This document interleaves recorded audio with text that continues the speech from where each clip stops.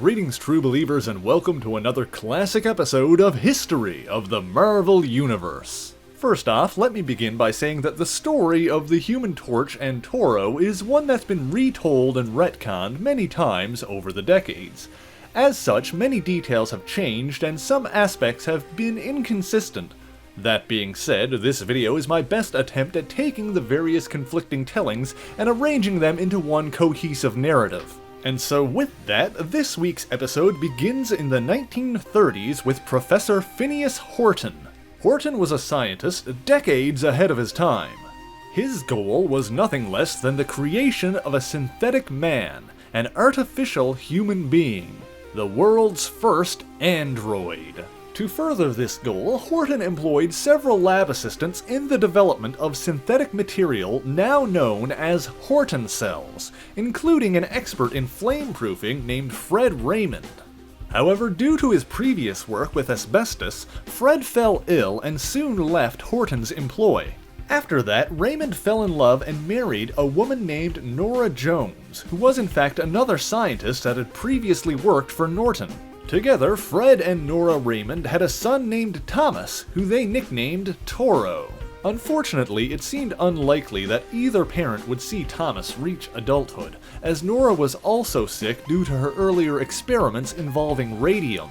Meanwhile, Phineas Horton continued working on his android, and eventually succeeded in constructing a man made completely of artificial cells. And so, in November of 1939, Horton unveiled his synthetic man to the world.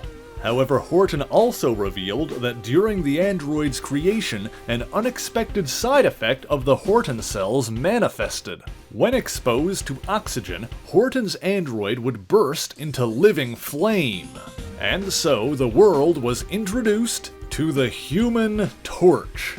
Horton's colleagues were less thrilled than he about his creation, however. They saw the torch as far too dangerous and felt it should be destroyed.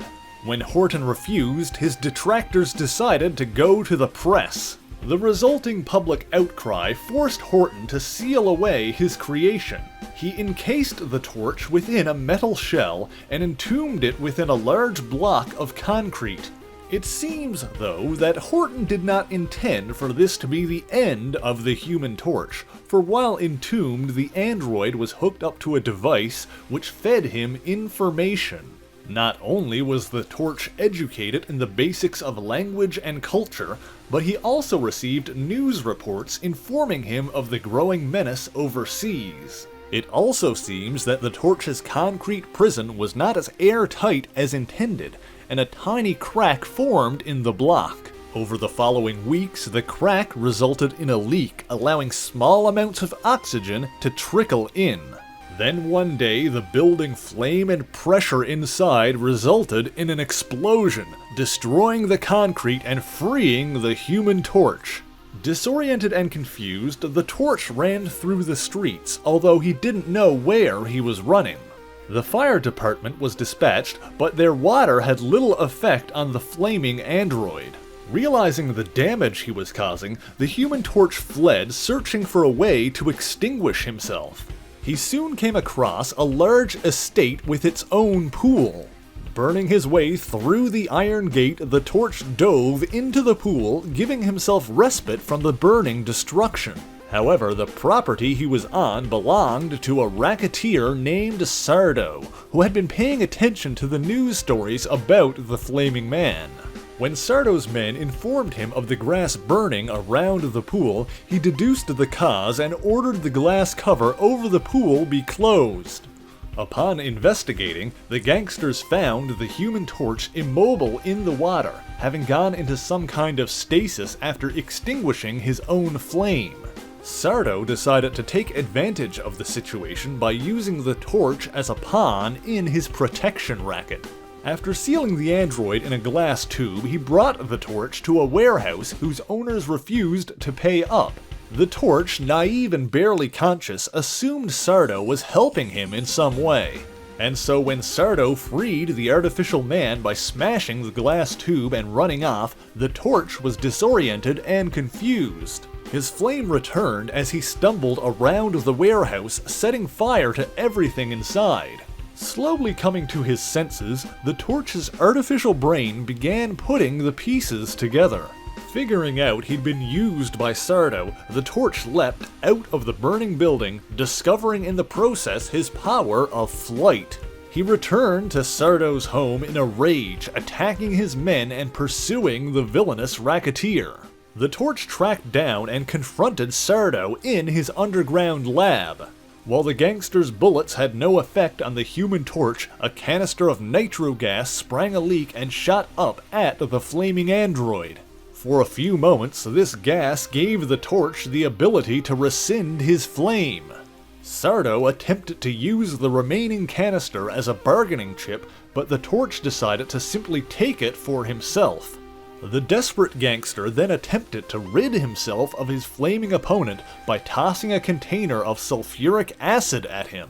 However, the heat caused the tank to rupture in mid-air, the explosion killing Sardo in the process.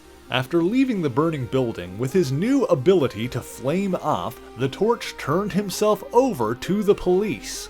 Since the so-called Human Torch was not truly human by any legal sense of the word, Horton was able to convince the police to return him as his rightful property.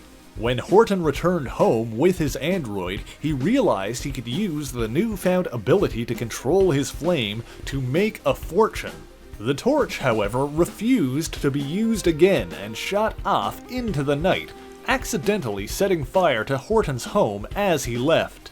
Initially, Horton was thought to have perished in the blaze, but was soon found alive in the wreckage. After this, the Torch attempted to make himself useful to society by taking the name Jim Hammond and becoming a police officer. With superpowered threats such as the Submariner beginning to emerge, the police chief was willing to bend the rules to have his own superhero on the force. Sure enough, the Human Torch and the Submariner did end up butting heads when Hammond was sent to stop one of Namor's rampages. History would remember this battle as the first great clash of superpowered opponents. However, in the end, the battle ended in a draw, and a truce was forged between the warriors of fire and water. Sometime after this bout, Hammond became lonely as the world's only android and returned to Professor Horton. Jim confessed his loneliness, and Horton told him about his old colleague Fred Raymond. He implied that his creation may not be as alone as he thought, and that he should ask Raymond about his son. Around this time, the Torch met a new threat in the form of the Asbestos Lady. He first encountered her when the Asbestos Lady attempted to force Fred Raymond into joining her gang. The Human Torch arrived on the scene to rescue the Raymonds, but the villainess escaped in the scuffle. This is where Jim Hammond was first introduced to Fred's son, Thomas Raymond, otherwise known as Toro. Apparently, all his life, Thomas was completely immune to the damaging effects of heat and fire. His mother, Nora, hypothesized that this was because he was a mutant, but it was later discovered that Toro's power came from a recessive inhuman gene. Furthermore, it seems that Nora was exposed to Horton cells during her time working for the professor, and she had somehow passed on these cells to her son. When the Human Torch was nearby, his presence caused the Horton cells in Tom's body to react. Hammond flew off, staying away from the young boy, but he kept tabs on him and his family. Sometime later, tragedy struck the Raymonds when the family boarded a train bound for the countryside. During this trip, the Asbestos Lady had her revenge on Fred Raymond for denying her when she caused a massive tree trunk to fall onto the tracks, resulting in a horrible crash. Miraculously, young Toro survived the crash unscathed, but his parents weren't so lucky. The child fainted, but he was recovered by members of a nearby circus, who quickly discovered his immunity to flame. The circus folk took Toro in, using his talents in their fire-eating show, planning to look after him until they were able to locate his family. Sometime later, while listening to the radio, Jim heard about Toro, the amazing fire-eating boy, and knew who it had to be. He suspected that the asbestos lady would go after him to finish what she started. His hunch proved correct, and the Human Torch attacked the asbestos lady's gang on their way to the circus. The villainess attempted to escape once more, but the torch melted the asphalt beneath her feet, trapping her and leaving the asbestos lady for the police. Then, when the torch traveled to the circus to meet up with Toro, his presence triggered the boy's own fire powers, allowing him to flame on for the first time. This time, the torch stayed with Toro, teaching him to harness and use his powers the same way he could. And so, Jim Hammond became Thomas Raymond's legal guardian, and the two became partners in danger and good friends. But that's just the beginning of the story. Tune in next week and I'll reveal the important role that the Human Torch and Toro played in World War II, and how the original Human Torch entered the Marvel Age of Heroes. But thank you so much for watching this video, and thanks to Dan the Face for suggesting the topic. If you enjoyed it, please leave a like, leave a comment, and share it on your favorite social media. As always, the issues referenced in this video are listed in the description below if you would like to read them for yourself, as well as links to my various social medias, including my Twitch channel. In fact, if you're watching this video the same weekend that it goes out, I'll be streaming Marvel Ultimate Alliance 3 live both Saturday and Sunday at 4 PM Eastern Time, so I hope to see you there. Until next time, true believers, Excelsior!